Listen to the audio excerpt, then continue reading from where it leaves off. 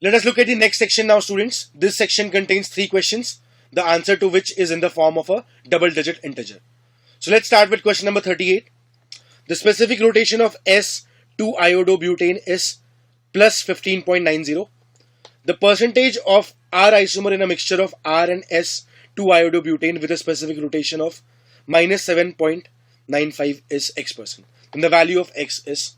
So students, we have been given 2 isomers, the R isomer and the S isomer. The S isomer has a rotation of plus 15.9. So it must follow that the R isomer has a specific rotation of minus 15.9. They are mirror images of each other and they create equal and opposite rotation of the plane of plane polarized light. Okay.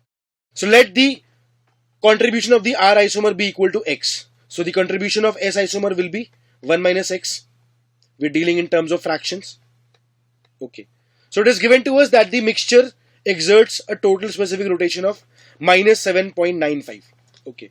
So we have minus 15.9 into X plus 1 minus X into plus 15.9, which is giving us a value of minus 7.95. So in solving this equation, we can see that the value of X comes out to be equal to 3 by 4. So if we convert this fraction into percentage, the correct answer will be equal to 75%.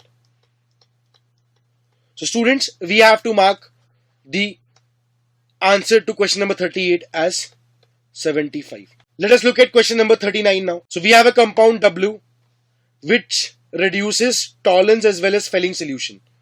So W on reaction with OH minus forms an aldol that has 2 chiral carbons. We have to comment on the minimum molar mass of W. So students, we have a compound W which reduces both Tollens as well as Fehling solution. So it must be an aldehyde. So W must be an aldehyde. Now W on reaction with OH minus, it forms an aldol that has 2 chiral carbons. So we can start with the first aldehyde, which is HCHO. It cannot undergo aldol. We can try the next one, which is acetaldehyde, CH3CHO. If we try and form the aldol product, we can have the generation of carbon ion from this structure. So the acidic hydrogen will be extracted and it will undergo self-condensation. So the carbon ion will attack on this carbonyl carbon. And on acidification, it leads to the formation of this aldol. Students, we can see that this aldol does not have 2 chiral carbons. It has only 1 single chiral carbon. So this is not an answer. We can now check for propanol.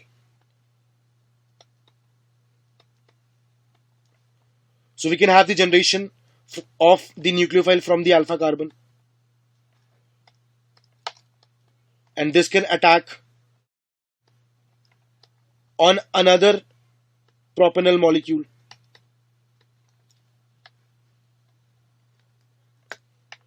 To lead to the formation of this structure.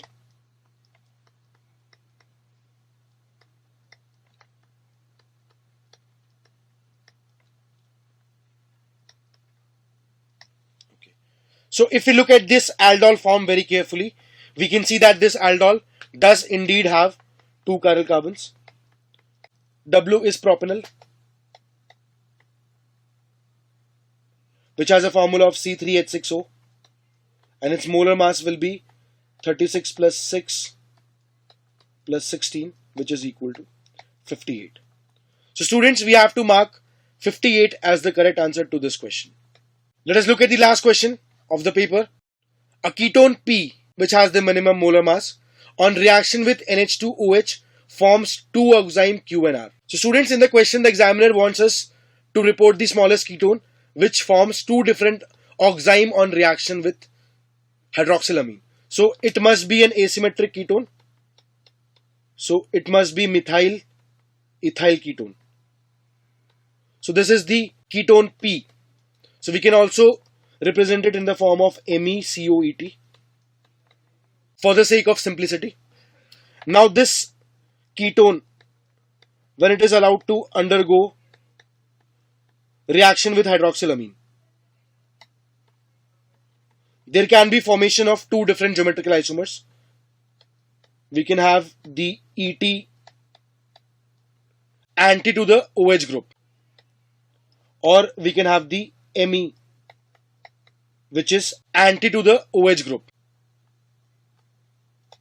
So now the examiner has told us that these two compounds, Q and R, so we can label any of them Q and any of them as R. So both of them are allowed to undergo Beckmann rearrangement in the first case. So in the Beckmann rearrangement, we know that an amide is formed and the group which is anti to OH migrates. So if we look at the structure P, ET will migrate over here, leading to the formation of an amide. So we can draw the amide as well. We have MECO NHET, and from this structure we are going to have a different amide which is ETCO NHME. Now in the last step, it is subjected to basic hydrolysis in both of them, and we have the generation of acid and amine. This is going to generate MECOOH plus ETNH2, and this is going to generate ETCOH plus MENH2. So the examiner is interested in knowing about the difference in the molar mass of these acids. Students, these two carboxylic acids differ by a CH2 group only. So they differ by a CH2 group. So they will differ by a molar mass of 14 units. So students, the correct answer to question number 40 is 14. So this is it for today, guys. I hope the solutions were clear to you. Thank you.